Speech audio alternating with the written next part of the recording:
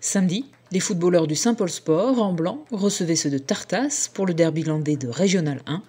Second de leur poule, avec aucune défaite depuis le début de la saison, les Saint-Paulois avaient le statut de favoris face à leurs adversaires du jour et une seule victoire à leur compteur. Mais à l'issue des 90 minutes de jeu, ce sont les Tarusat qui sont sortis du terrain avec le sourire et les 3 points de la victoire.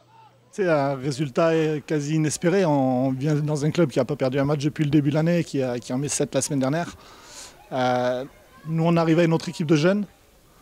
On bosse à l'entraînement, tout le monde nous voyait perdants aujourd'hui. Effectivement, on avait très peu de chances de l'emporter. Mais du coup, le groupe, parce que c'est un groupe global là, avec ceux qui sont descendus aussi avec la R3, on bosse bien sur les séances, on est jeunes. Mais du coup, le maintien, on va montrer qu'il faut compter sur nous pour aller chercher ce maintien-là. Le club de Tartas Saint-Yaguen s'est imposé en terre saint-pauloise, 2-1, malgré une large domination du SPS en début de première mi-temps et une ouverture du score à la 31e minute.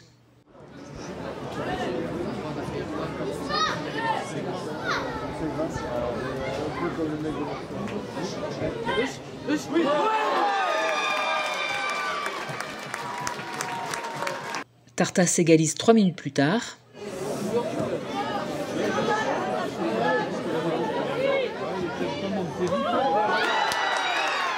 Puis inscrit son second but à la 41e minute de jeu. 2 ballons perdus pour Saint-Paul, 2 buts pour Tartas.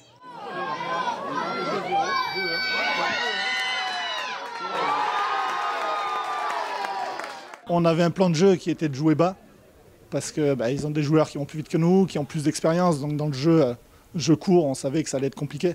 Donc l'idée, c'était de mettre un bloc bas. Ils le savaient, puisqu'ils sont venus la semaine dernière nous voir. Et ça a bien marché. On va continuer de bosser sur ça. Mais là où ce soir, on peut être satisfait, je suis satisfait de l'ensemble des joueurs.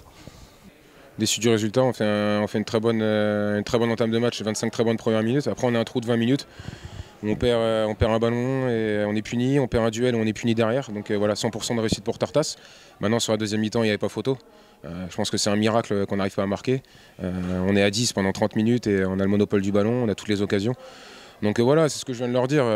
Ils ont été en deuxième mi-temps héroïques à 10, ils ont tout fait pour aller la chercher. Maintenant, on a manqué de réussite, on a manqué de chance. Voilà, mais bon, sur la deuxième mi-temps, j'ai aucune reproche à faire à mon équipe. Réduit à 10, en début de seconde période, les Saint-Paulois se sont escrimés à réduire le score, sans succès. Samedi soir, la chance avait choisi son camp et ce n'était pas celui de Saint-Paul. On parle de chance pour le maintien, on parle de chance pour la montée. Ce soir, on prend 3 points grâce à la chance et grâce au travail que les joueurs ont fait. Pour le SPS, la déception était grande après cette première défaite, mais ne remet pas en cause son bon début de saison et son objectif de monter en National 3. Cette défaite doit nous permettre de progresser, de grandir à travers cette défaite. Il y a toujours des choses à apprendre, surtout là. Donc voilà, et puis comme je dis, se remettre la tête à l'endroit rapidement pour la semaine prochaine aller à Villeneuve et puis prendre des points et réenclencher la marche en avant. Voilà, cette saison, on est en mission, on a un objectif, il faut l'atteindre. Et on va tout faire pour, et ce n'est pas cette défaite qui va mettre en question quoi que ce soit. Le week-end prochain, le SPS ira jouer chez les Girondins de Villeneuve-d'Ornon, 6e de la poule, pendant que les footballeurs de Tartas recevront ceux du club de Saint-Jean-de-Luz, juste derrière eux au classement.